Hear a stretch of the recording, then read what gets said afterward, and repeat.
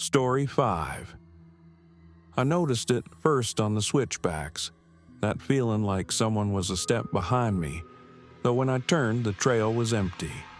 Just the trees leaning in, the mountain fog, and the silence that presses into your bones up there. Ben joked I was paranoid, but his voice cracked a little when he said it. We'd been hiking since dawn, pushing into part of the Blue Ridge he said even locals avoided. He claimed it was because of bears, but I grew up in Carolina. I know what a bear sounds like. Whatever this was, it moved different. The crunch of boots and leaves, always a few seconds after we stopped, like an echo that didn't belong. By midday, the fog got thicker, rolling in heavy until the trees were just dark shapes.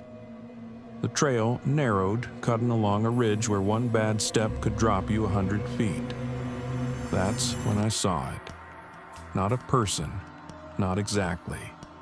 More like a figure, blacker than the mist, standing at the curve behind us. It didn't walk, it just was there. When I blinked, it was gone. You saw it too, didn't you? Ben asked. He didn't laugh this time. We picked up the pace, neither of us admitting we were scared, but both of us too wired to talk. The woods got quiet in that unnatural way. No birds, no wind, just our breath and the scrape of boots on rock. Every time I glanced back, the shadow was closer. Always far enough I couldn't make out details, but close enough to know it was real. And always still, watching.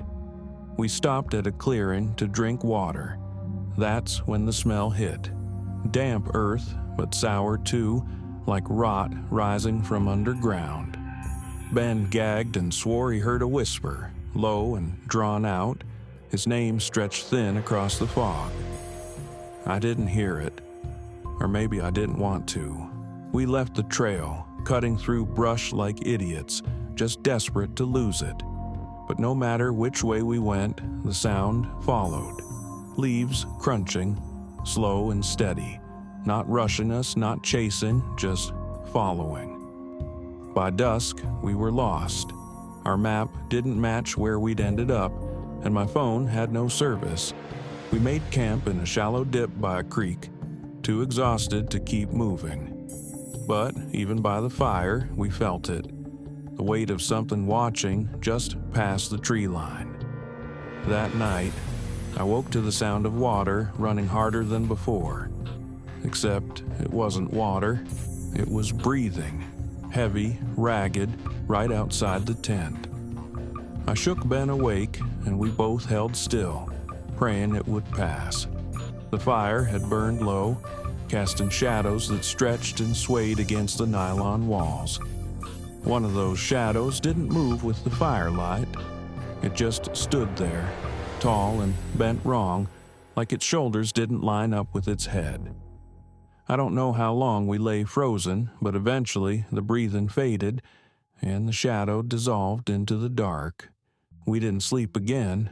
At first light, we tore down camp and stumbled downhill until we hit a gravel service road. The relief nearly dropped me to my knees. But as we reached the bend, I risked one last glance back. There it was, middle of the trail, not hiding, not moving, just standing where we'd come from. We never talked about it after. Ben swears we were just tired, hallucinating. The shadows played tricks in mountain fog. But here's the thing. When I finally got service, my phone buzzed with a notification. A single photo, taken from my camera roll. It was me and Ben, asleep in the tent, and in the corner of the frame, blurred but solid, was a figure. Blacker than the night, bent wrong, watching. Welcome back, guys, to Bloody Shadows. In today's episode, I'm sharing 3 true disturbing stories from Appalachian Mountains. The sound woke me before I smelled the exhaust. A low rumble, steady, mechanical, like an animal breathing heavy in the dark. For a second, I thought I was dreaming. But then I opened my eyes and saw the faint flicker of shadows against the nylon walls of our tent. Something was out there. We were camped high on an old logging trail outside of Damascus, Virginia.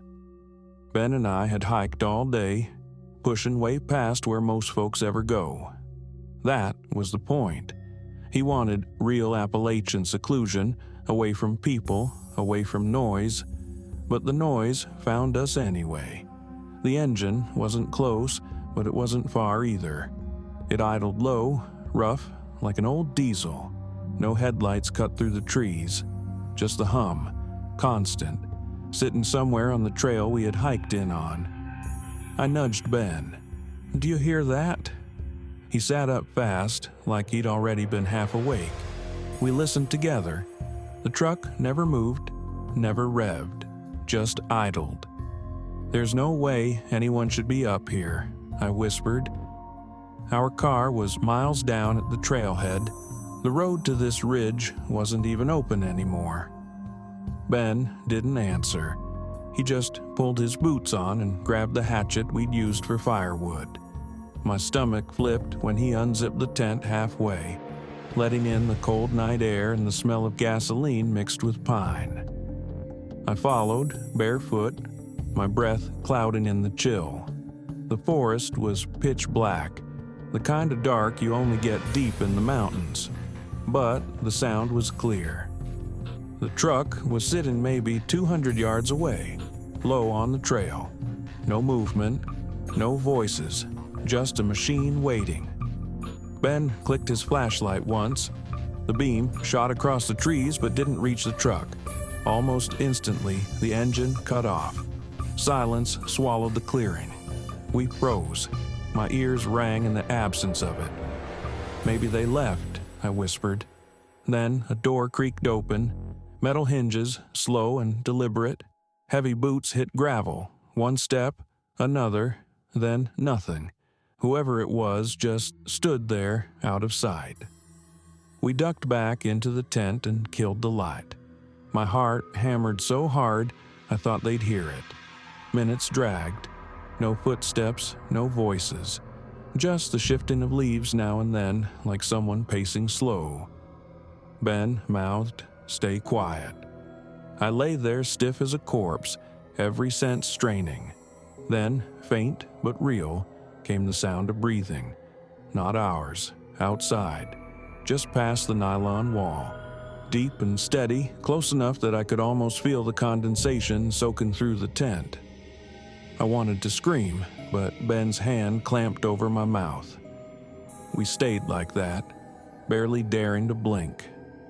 Finally, after what felt like hours, the breathing moved away. Branches cracked softly, receding toward where the truck had been. We didn't move until the engine fired again. This time it roared, then cut off quickly, like whoever was driving didn't want to flood the clearing with sound. Then silence. Nothing else. We didn't sleep. At first light, we packed up fast, stuffing gear into bags without speaking. The trail back felt twice as long as it had the day before. When we reached the trailhead, my stomach dropped. There were fresh tire tracks in the gravel lot. They circled around our car. The prints were wide, heavy, not from any park ranger's truck. Ben knelt to check them, his face pale. "These weren't here yesterday," he muttered. "We left without eating, without even looking back." Hours later, safe on the highway, I finally dared to glance in the rear view. No one followed us, but I can't stop thinking about it. Whoever was up there didn't stumble on us by accident. They killed the lights, drove miles of closed road, and sat there in the dark, waiting. And the part that keeps me awake? They knew exactly where our tent was.